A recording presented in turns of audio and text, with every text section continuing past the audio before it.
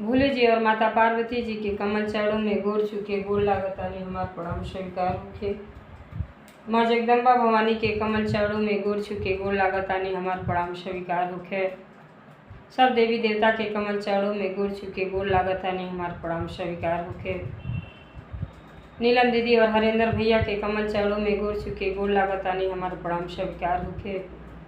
सब गुरु भाई बहना के कमल चरणों में गोड़ छूके गोड़ लागतानी हमार प्रणाम स्वीकार होखे। आशीर्वाद के चाहना बा। तो देखिए गुरु भाई बहना, हम भोले जी के चर्चा बड़ा सरल शब्द में कहानी के माध्यम से आप लोगों के सुनावे जाता नहीं। तो ये चर्चा के आप लोग ध्यान पूर्वक सुनो। चर्चा कबू आधा अधूरा नहीं सुने के चाहिए। काहे खातिर आधा कथा सुनने से परम पिता परमेश्वर माता पार्वती जी के अपमान होला। जब पूरा कथा सभी सुनब तो आप लोगों के ज्ञान भी मिली और कथा के रहस्य के बारे में भी पता चली कि कथा से का सीखे के मिलल। तो देखिए गुरु भाई बहना, ये कलयुग में कौन पुत्रन से कौन पुत्र अपने माई बाप के सेवा से वंचित रहना काहे ना करना। तो कहानी में भरपूर आप लोगों के ज्ञान मिली कि कहाँ से ऐसा कमी हो जाला कि बच्चे अपने माँ बाप के आदर सत्कार नहीं करेला। तो देखिए नारद भगवान जी भोले जी और माता पार्वती जी के पास यह प्रश्न के उत्तर लेके पहुँचल बानी। तब भोले जी भी कहानी के माध्यम से, किस्से के माध्यम से नारद जी के समझाने की कोशिश कर रहल बानी और एक प्रश्न के उत्तर भोले जी स्वयं अपने देहले बानी। तो ये कथा के आप लोग पूरा सुनब तो आप लोगों के आनंद आ जाई। तो देखिए हमारा कथा अगर आप लोगों के अच्छा लगी तो कमेंट में भोले जी और माता पार्वती जी के नाम जरूर सभी लिखब। काहे खातिर कि नाम लिखले से, कहले से, सुनले से सारा कष्ट के निवारण हो जाला। भोले जी देव के देव महादेव हई। नीलम दीदी हरेंद्र भैया के गुणगान काहे सब गावेला कि जब छोट कर रहली तबे से वो से संभरली और तबे से वहाँ के ई ज्ञान हो गई कि जब हम पाठशाला में जाता हैं तो गुरु के अपन मान के पढ़ाई लिखाई करता नहीं। तो काहे ने जे परम पिता परमेश्वर जी जे सृष्टि के रचयिता कहिल, ये शरीर के बना के पृथ्वी पर भेजल सो भोग विलास करे करते। तो काहे ना हम परम पिता परमेश्वर के गुरु बना ली और ज्ञान जन जन तक बाटे। तो देखिए आप जब एक दर्जी के गुरु बनाई तो वो खाली टेलरिए आपके सिखाई। एक शराबी के साथ करो तो शराबे पिए की सिखाई, रोरे के प्रवचन कहे के ना सिखाई। तो भगवान जी के शरण में आप जाई तो आपके ज्ञान मिली। अपने इस शरीर के धन्य बना ले कर भगवान के जेकरे ऊपर कृपा हो जा वो तो अपने इस शरीर के फिर मनुष्य के शरीर बार बार ना मिलेला। 84 लाख जोनि के बाद ही मनुष्य के शरीर मिलेला। ये शरीर के व्यर्थ न करें गुरु बहना और भक्ति भाव में जरूर लगाई। तो देखिए भोले जी और माता पार्वती जी कैलाश पर सभी बैठल रहनी और नारद भगवान जी पृथ्वी पर भ्रमण करे आए रहनी। जब पृथ्वी पर भ्रमण करे आए तो देखा तानी कि केहू सुखी नहीं बा। इतना पोस पाल के लइकन के इतना बढ़न सियान करता सब, आ बुढ़ापा में केहू अपने माई बाप के सहारा नहीं बनता। आए दिन झगड़ा तकरार हर परिवार में हो रहल बा। तो कौनो ऐसा परिवार सुखी ना लौकल कि आनंद आवे। तब नारद भगवान सोचली कि चली परम पिता परमेश्वर से ये प्रश्न के उत्तर पूछी कि काहे ऐसा होला कि पुत्र के इतना जान दे के माई बाप, अरे हजार बिच्छी के डंक के बराबर जब बेटा पैदा हो रहे तो दर्द होला। माई कितना दर्द सही के 9 महीना पेट में ढुवेली और कैसे कैसे अंगुरी पकड़ के चलावेली और बोले के उहे सिखावेली। और उहे माई के जब माई के ज़रूरत बेटन के पड़ जाला तो बेटा माई से वंचित हो जाला। बहुत दुख के बड़ी शर्मिंदगी के अभी बात बा। तो कथा तो एक जरिया बा आप उनके समझ ले के फिर बा। अब देखिए जब नारद भगवान जी जब पृथ्वी पर देखनी कि केहू सुखी नहीं है, केहू परिवार में सुख नहीं करता, एक दूसरे के एक आदमी दुश्मन बनल चल जात हैं। तो मन में विचार आयल कि चली परमपिता परमेश्वर जी एकर प्रश्न के उत्तर जरूर बताए। अब गए ना नारद भगवान तो कहने कि पिताजी पृथ्वी पर गए हनी केहू सुखी नहीं है, इतना पास पोस पाल के बेटन के बड़ा करता सब माई बाप बहुत दुखित बाना। तो एक प्रश्न के उत्तर बताई काहे ऐसा हो रहा बा। भोले जी कहनी कि अब माता जी भोले जी कहनी कि अब ये तरह तब कहब तो कुछ समझ में इनके नहीं आई। अब भोले जी कहनी कि लो तो कि हम एगो कहानी बतावतानी, आई कहानी में थोड़ी प्रश्न के उत्तर बा। जब भी भोले जी समझौले के कोशिश कैले बानी तब कहानी के माध्यम से जागरूक कर सबके कैले बानी। तो यही करते शिव चर्चा में एक गाना होला मनोरंजन, तो एक चर्चा जरूर होला। तब कहनी भोले जी की अब आइए गइल बाटा तब बैठ थोड़े प्रश्न के उत्तर तो हमके देवही के पड़ी। बड़े प्रेम भाव से नारद भगवान वहाँ बैठल पिताजी के बगल में गुरु जी के, और गुरु जी बतावे लगनी। भोले जी कहनी कि प्राचीन काल में एक गांव में एक ठो राजा रहना। राजा के बहुत धन दौलत बड़ा संपदा रहल और उनके एक ठो लड़की पैदा भइल रहली। लड़की बहुत सुंदर सुशील रहली, लेकिन जैसे पैदा भइली जन्म से इतना प्यार दुलार लोग देले रहल कि जौन लड़की के हैं वो माई बाप करे। सारा सुख वैभव लड़की के माई बाप देना। जब सियान हो गईली तब राजा सोचना कि अब इनकर कहीं विवाह कर दी। राजा रानी के जब लड़की रहली इतनी घमंडी रहली कि उनकी जितना कौनो चीज़ लौके तो सबके तिरस्कार करे, कौनो चीज़ के सम्मान करे के ना सीखले रहली। काहे से उनके इतना धन दौलत के आगे उनके बहुत ज़्यादा घमंड हो गई है। अब राजा दूर दूर के राजा लोगन के निमंत्रण दे देना कि अपने लड़की के हम विवाह कर चाहते हैं, सबके निमंत्रण देना। सब नेता में आई बैठल और उनका लड़की जयमाल लेके जब चलली तो देखी गुरु भाई बहना भोले जी का कहत है। जब हाथ में जयमाल लेके चलली तो जितना राजा रहना सबके पतिहा सखी के साथे अपने चलली तो सबके पतिहास करत चल जाताड़ी। अब उमें एक जनी बहुते मोटा आदमी बैठल रहना, मोट रहना, शरीर से स्वस्थ रहना। कहती अड़ी कि देखा सखी, अरे ये तो मालूम पड़ा था कि पिसाने के बोरा बांध के धो गई बा, इनसे के विवाह करी। हंसे लगली और वो राजा के पतिहास कर देली। फिर आगे बढ़ली तो एक ठो बहुते लंबा आदमी रहना। कहली अरे ई तो इतना लंबा आदमी बाटे कि ये पर कौनो चीज़ ले जाके खम्भा बनावे के काम में आ जाई। ओकरे बाद ठठा के हंसे लगा। जितने लोग राजा आए हन सब एक एक लोग से निकारत गईली, हंसत गईली। तो गुरु भाई बहना यही से बच्चन के संस्कार देखी, बच्चन के छोटा ही पर से संस्कार अच्छा देवे के चाही। जितना ज़्यादा सुख सुविधा बच्चन के मिलेला उतना बिगड़ने के जरिया भी हो जाला। जब लड़की अपन होश संभाल लें तो जिम्मेदारी जब तक दियाई नहीं तब तक लड़की अपनी जिम्मेदारी से कामयाब ना होला। जितने सुख सुविधा मिलल जाई उतने उनके कुछ कैले के मतलब आलसी बनत जाइ है। तो यही से कथा के माध्यम से भोले जी उनके समझौले के कोशिश कर रहल बानी।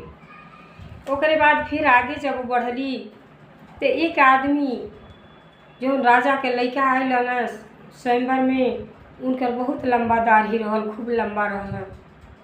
अब वहाँ गईली तो कहताड़ी कि अरे हमार पिताजी तो ऐसा न्योता दे के बोलौले बड़ा, ऐसा लोगन के मालूम पड़ता कि बकरा बैठल बा। अब इतना उनका पतिहास कैली। वो लड़का तवन जो है रानी के, जब रानी के लड़की के देखला तो वो अपन दिल दे बैठला कि इनसे हम विवाह जरूर करब। लेकिन जब सामने अली तो उनके बकरा बना देली। लेकिन बेचारा उ न गुस्सा भइला न कुछ कहला।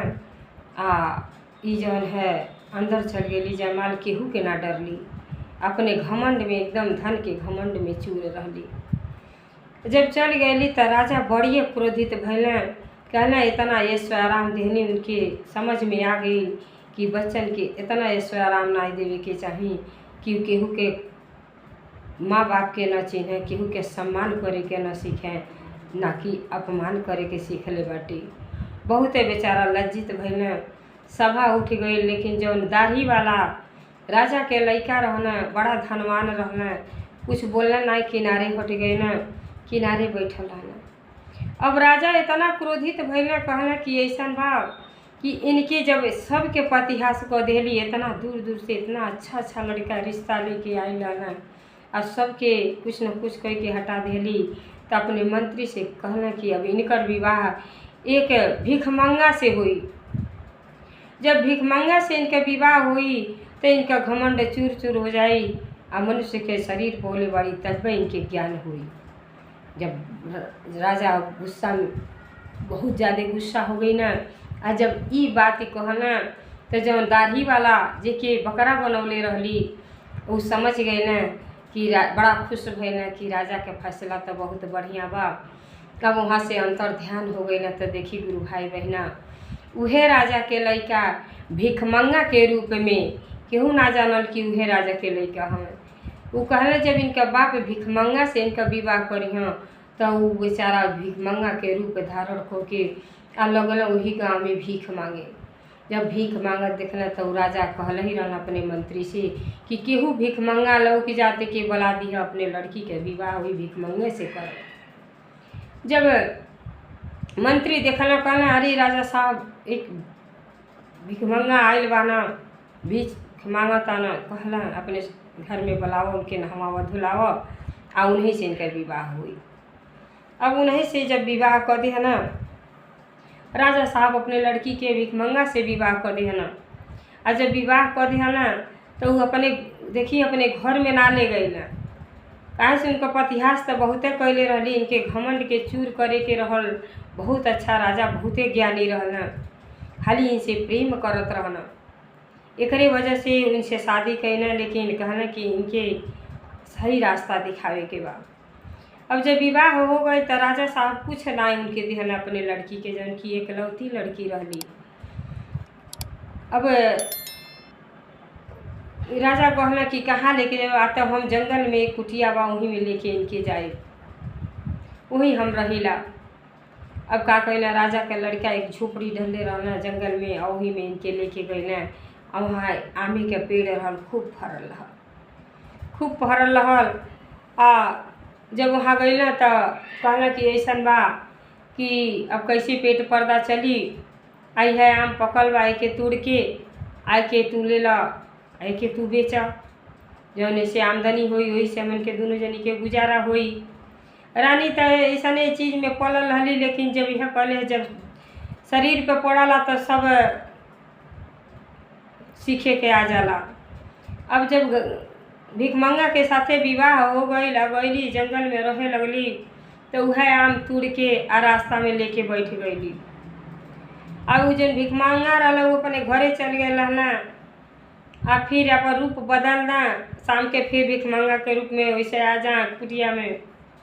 बस का कहना, राजा के रूप धारण करके जब यहाँ में बेचत रहली, आम तो बड़ा बिके इनकर, आ रास्ता में लेके बैठल रहली।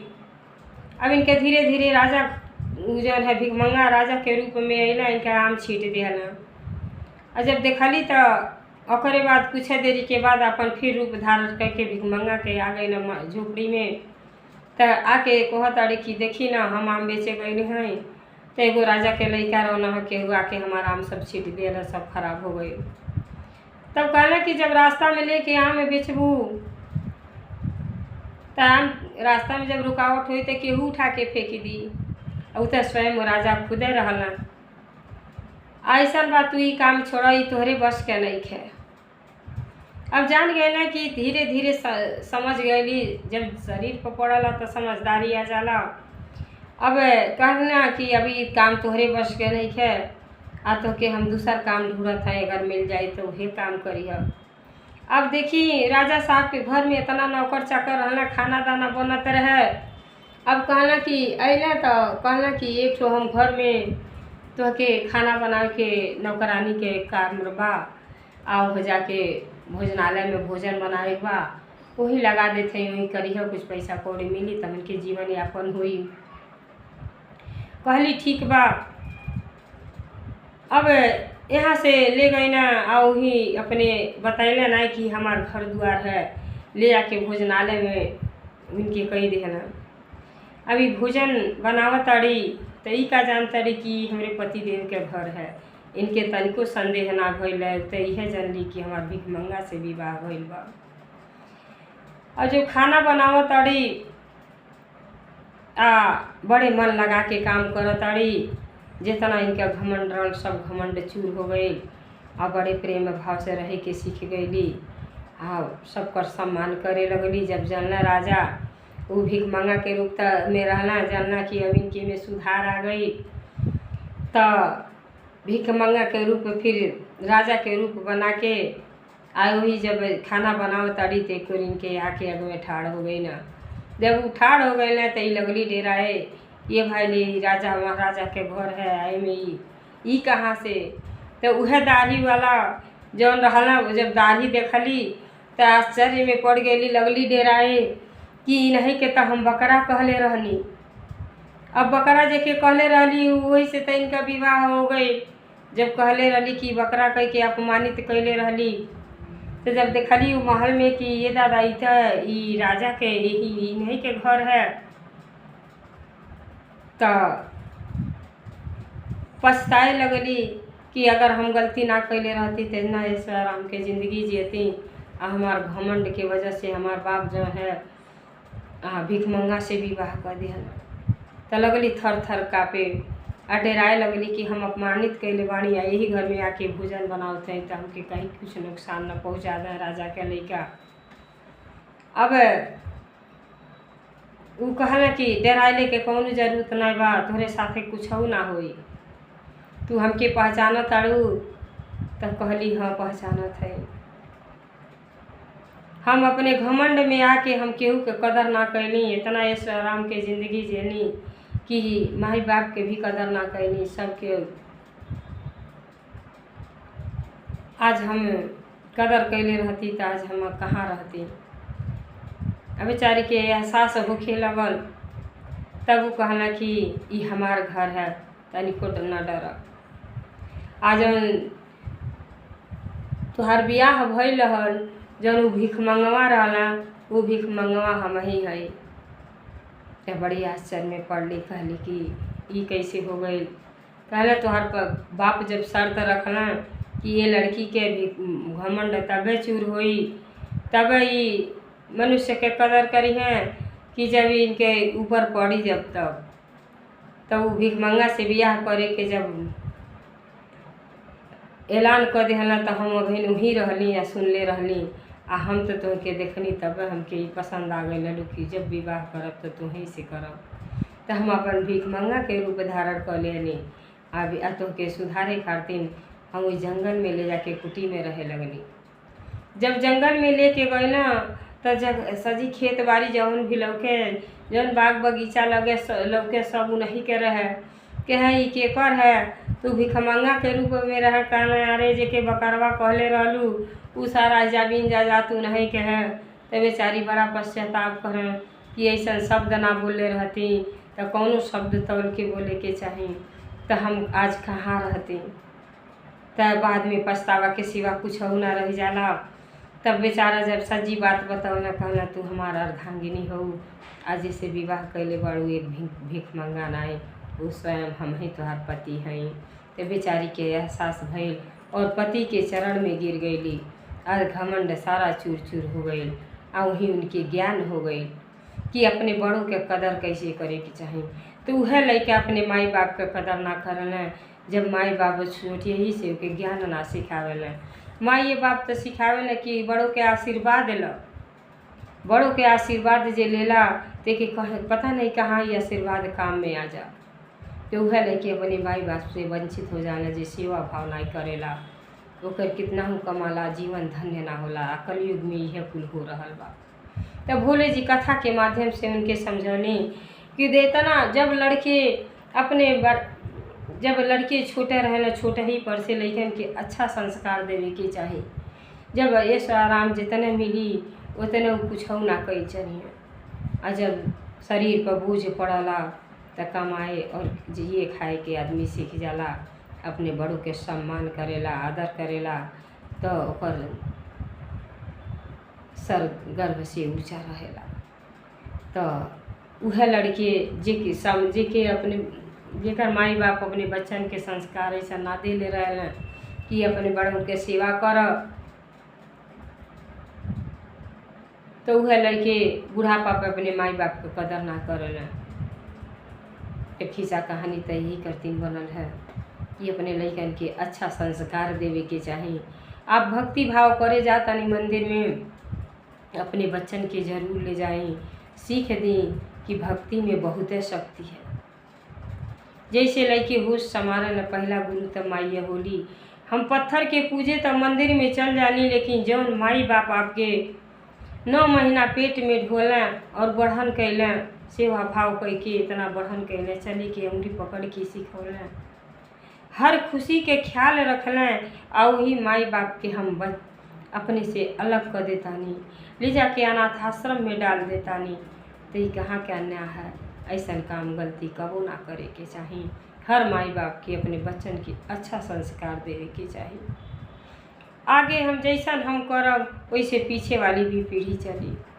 हम अपने माई बाप के सेवा भाव ना करब तो बिहान हमारो बुढ़ापा आई, तो हमरो बुढ़ापा में वह दशा हुई जौन कि हम अपने माई बाप के कैले रहनी हुई।